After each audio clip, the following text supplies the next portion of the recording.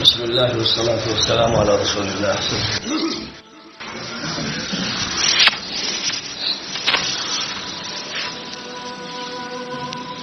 حضور اکرم صلی اللہ علیہ وسلم حدیث میں فرمایا تھا کہ ان اللہ تبارک و تعالی سيبعث على رأس كل 100 سنة من يجدد لهذه الأمة أمر دينها. اللہ تعالی ہر صدی میں ایسے لوگوں کو اٹھاتا رہے گا جو اس دین کی تجدید کا فریضہ انجام دیں گے. دین جس طرح آیا تھا اس طرح اس کو پیش کریں گے. اس دین کے بقا کی ضمانت اس شکل میں دی گئی تھی. آپ نے اس دنیا سے رخصت ہونے سے پہلے فرمایا تھا ترکت فیکم امرین لن تضلوا ما تمسکتم بہما کتاب اللہ وسنۃ. دو چیزیں میں نے تمہارے درمیان چھوڑی ہیں، اگر تم ان کو مضبوطی سے تھامے رہو گے تو ہرگز گمراہ نہیں ہوگے. قرآن، دوسرے میرا طریقہ کار، حدیث، سیرت، سنت. اس لیے بالاتفاق امت میں قرآن و سنت ہی مرجع ہے. ہمیشہ ہر دور میں کسی شخصیت، کسی تحریک، کسی جماعت، کسی فقہ، کسی نقطہ نظر کو سمجھنے کے لیے اور اس کے بارے میں فیصلہ کرنے کے لیے کتاب و سنت کو دیکھنا ہے. معیار وہی ہے، میزان وہی ہے، ترازو. ان سے ہٹ کر جب کسی شخص کی یا کسی ادارے کی یا تنظیم کی بات بنیادی حیثیت اختیار کر لے تو گمراہی شروع ہو جاتی ہے. ہر شخص کی بات کو دیکھنا ہے اسی میزان پر تول کر. امام مالک رحمۃ اللہ علیہ کا مشہور جملہ ہے، مسجد نبوی میں بیٹھ کر روضہ اطہر کے پاس یہ فرماتے تھے سب کی بات لی بھی جا سکتی، چھوڑ بھی جا سکتی، سوائے صاحب الروضہ حضرت محمد صلی اللہ علیہ وسلم. آپ کی بات میں سے کوئی بات ایسی نہیں جسے چھوڑا جا سکے، سب کچھ لینا ہے. تو یہ بنیاد جو ہے اس ذہن میں تازہ رہنی چاہیے. 14ویں صدی میں اللہ تعالیٰ نے جن لوگوں سے تجدیدی کام لیا ان میں مولانا اشرف علی تھانوی بھی تھے، مولانا حسین احمد مدنی بھی تھے، مولانا انور شاہ کشمیری بھی تھے، مولانا محمد الیاس کاندھلوی بھی تھے.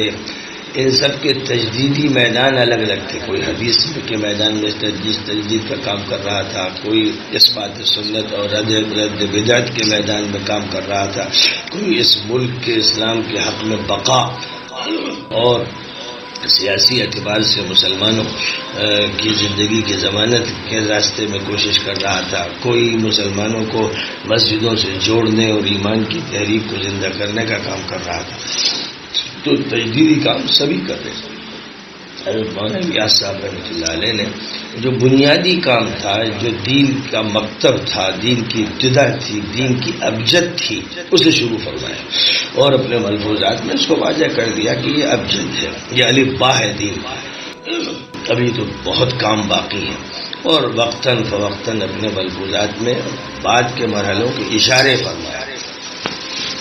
مولانا الیاس صاحب رحمۃ اللہ علیہ کی اس تحریک میں جو افراد بڑے صاحب علم، صاحب فکر، صاحب نظر رہے ان میں مولانا احتشام الحسن صاحب، مولانا منظور نعمانی صاحب، مولانا ابو الحسن علی ندوی صاحب. یہ 3 شخصیات ہیں جو مولانا الیاس صاحب کے اصل ترجمان ہیں. ان کے علاوہ ظاہر ہے کہ مولانا یوسف صاحب ان سب چھوٹے تھے. پھر اللہ تعالیٰ نے ان کو اس نسبت کا مالک بنایا اور وہ نسبت ان میں منتقل ہوئی. انہوں نے کام کیا تو وہ ان سب کو ساتھ لے کر چلتے رہے، ان کی بات سنتے رہے، ان کی مانتے رہے، ان کے ساتھ اتفاق کرتے رہے اور دعوت کی ترجمانی کرتے رہے. یہی صورتحال مولانا ابو الحسن صاحب کی رہی جب تک وہ حضرات رہے اور مولانا رہے. تو اس تحریک میں بنیادی شخصیت علمی اور فکری نمائندگی اور رہنمائی کی مولانا احتشام الحسن صاحب کی ہے، مولانا منظور صاحب کی ہے، مولانا علی میاں صاحب کی. مولانا محمد یوسف صاحب کاندھلوی رحمۃ اللہ علیہ نے چونکہ فکری کتابیں نہیں لکھی، دعوتی کتابیں نہیں لکھی، وہ مصنف کی حیثیت سے سامنے نہیں آئے. انہوں نے حدیث کی شرح لکھی، تحاوی کی حدیث کی شرح لکھی، لیکن فکری اور اور دعوتی رہنمائی کا کام انہی حضرات کے ذمہ رہا. مولانا منظور نعمانی کا پورا لٹریچر تیار ہوا، مولانا علی میاں صاحب کا تیار ہوا، مولانا تشاور حسن صاحب کی متعدد کتابیں رہیں اور تبلیغی حضرات وہی پڑھتے تھے. جو بھی کام سے جڑتا تھا وہ ان حضرات کی کتابیں پڑھتا تھا. دوسری طرف مولانا الیاس صاحب رحمۃ اللہ علیہ کا یہ کہنا تھا بار بار تصریح کے ساتھ کہ میری تحریک ہو اور مولانا اشرف علی تھانوی کی کتابیں. یہ صراحت ان کی موجود ہے، لیکن خاص حالات جو پیش آئے لیگ کے، کانگریس کے، پاکستان کے بننے کے، یہ ان حالات نے یہ ہونے نہیں دیا. کیونکہ اتنی دوریاں ہو گئی ادھر مدنی حلقے میں، تھانوی حلقے میں اور مدنی حلقے میں مولانا زکریا صاحب وغیرہ سب تھے. اگرچہ حضرت مولانا زکریا صاحب رحمۃ اللہ علیہ نے باقاعدہ مولانا تھانوی اور مولانا مدنی کے درمیان جو بڑی دوریاں ہو گئی تھی، جیسے آج دو حلقوں میں دوریاں ہو رہی ہیں، تو اس کو دور کرنے کے لیے کتاب لکھی الاعتدال. تو مولانا الیاس صاحب رحمۃ اللہ علیہ کی یہ چاہت ہی نہیں تھی، یہ صراحت تھی. لہذا یہ قرض ہے، ایک امانت ہے جماعت کے ذمے، اور جماعت اگر اسے نہیں کرے گی تو مولانا الیاس صاحب سے اس کا تعلق نہیں ہے، جماعت کے بنیادی فکر سے تعلق نہیں ہے، وہ بہک رہی ہے، ادھر ادھر بھٹک رہی ہے. باہر صورت اس کو پوری شریعت سمجھنے کے لیے حضرت تھانوی کی کتابیں، اس وقت تھانوی کی کتابیں کیونکہ لیٹسٹ کتابیں تھیں، معاصر کتابیں تھیں، ظاہر ہے کہ اب وہ بات چیزیں ایسی کہ زبان کے اعتبار سے ذرا پرانا فن ہو گیا ہے. لیکن حضرت تھانوی کے ترجمان ان کے بعد مولانا منظور نعمانی تھے، مولانا ابوالحسن ندوی تھے اور مولانا احتشام الحسن تھے. تو فکر جو لینا ہے وہ ان سے لینا ہے. فکر آپ کو وہاں سے نہیں ملے گا. یہ بات صاف سن لیجیے مجھ سے، میں تو اس پر بہت تقریریں کر چکا ہوں. مرکز سے فکر نہیں ملے گا. مرکز کے پاس وہ اصحاب علم نہیں رہ گئے، اور اتفاق سے ہوتے ہوتے وراثت آج جس نوجوان کے ہاتھ میں آئی اس کو رسوخ فی العلم حاصل نہیں، اس کو علم کی وسعت حاصل نہیں، اس کو وہ اعتبار حاصل نہیں رہا. نہیں، اسی ماحول میں ضرور وہ پروان چڑھے، لیکن علمی فیصلے کا انہیں حق نہیں، فکری رہنمائی کا انہیں حق نہیں. اس میں انہیں چاہیے تھا کہ جو بھی اس دور کے بڑے علماء ہیں ان سے رجوع کرتے، جیسے مولانا الیاس صاحب رحمۃ اللہ علیہ رجوع فرمایا کرتے تھے، مشورے لیتے تھے اور حاضر ہوتے تھے اس وقت کے بڑوں کے سامنے.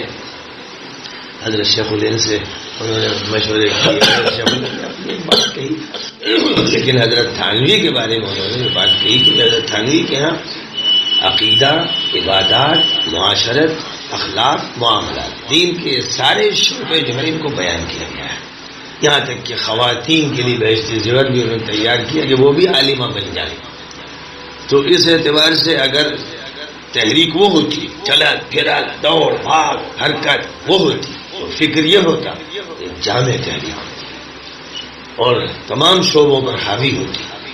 اور یہ صورتحال نہ ہوتی کہ صرف اب وہ عبادت کے کچھ شعبوں کو لیے چل رہی ہے، باقی تمام شعبے نہ صرف یہ کہ کنارے ہو گئے بلکہ کسی نہ کسی شکل میں ان کی نفی ہونے لگی. کبھی مدرسوں کی نفی، کبھی خانقاہوں کی نفی، کبھی تنظیموں کی نفی، کبھی ملی اداروں کی نفی. یہ ایک ایسی بےتکی بات ہے، ایسی فضول بات ہے کہ اصحاب علم تو خیر اس کو ٹھکرا دیتے ہیں، لیکن عوام الناس تو کل انعام ہوتے ہیں، چوپاؤں کی طرح حیثیت ہے عوام کی. وہ بات سمجھیں گے کیا؟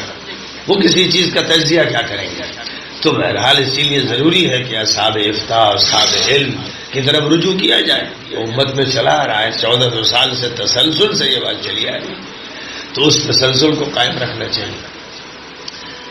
حضرت مولانا علی میاں صاحب رحمۃ اللہ علیہ نے جس زمانے میں سن 40 میں جب ندوۃ العلماء میں مرکز کا کام شروع کیا اور مولانا الیاس صاحب رحمۃ اللہ علیہ کو دعوت دی اور پھر ان کی آمد بھی ہوئی، اور جو لکھنؤ میں مرکز قائم ہوا اس مرکز میں مولانا کے بیانات ہوئے، مولانا منظور نعمانی کے اور علی میاں صاحب کے.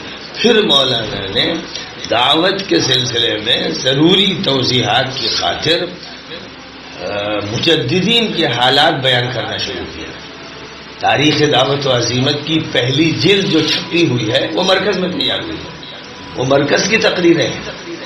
اور ظاہر ہے کہ جس وقت وہ تقریریں ہو رہی تھیں اس وقت مولانا ایاز صاحب بھی تھے، پھر اس کے بعد مولانا یوسف صاحب تھے، اور اس دور میں وہ تقریریں ہوتی تھیں جس میں مولانا نے ارتداد کے موقع پر حضرت ابو بکر صدیق رضی اللہ تعالیٰ عنہ کے کارنامے کا تذکرہ کیا. آگے چل کر حسن بصری رحمۃ اللہ علیہ نے جو معاشرے کے اصلاح کی کوششیں کی ان کا تذکرہ کیا.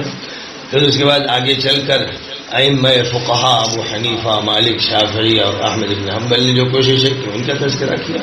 پھر آگے چل کر ائمہ محدثین بخاری مسلم ترمذی وغیرہ نے جو کوششیں کی ان کا تذکرہ کیا گیا. اس کے بعد متکلمین ابو الحسن اشعری ابو منصور ماتریدی وغیرہ نے جو کوششیں کی ان کا تذکرہ کیا. اور بغداد کی حکومت کے خلاف احمد بن حنبل نے جو زبردست مقابلہ کیا اس کا تذکرہ فرمایا گیا.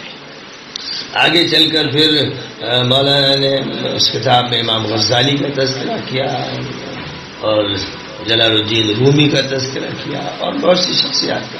دوسری جلد میں امام ابن تیمیہ کا تذکرہ کیا، تیسری جلد میں صوفیاء کرام کا تذکرہ کیا، چوتھی جلد میں مجدد الفسانی کا تذکرہ کیا، پانچویں جلد میں حضرت شاہ ولی اللہ دہلوی کا تذکرہ کیا. یہ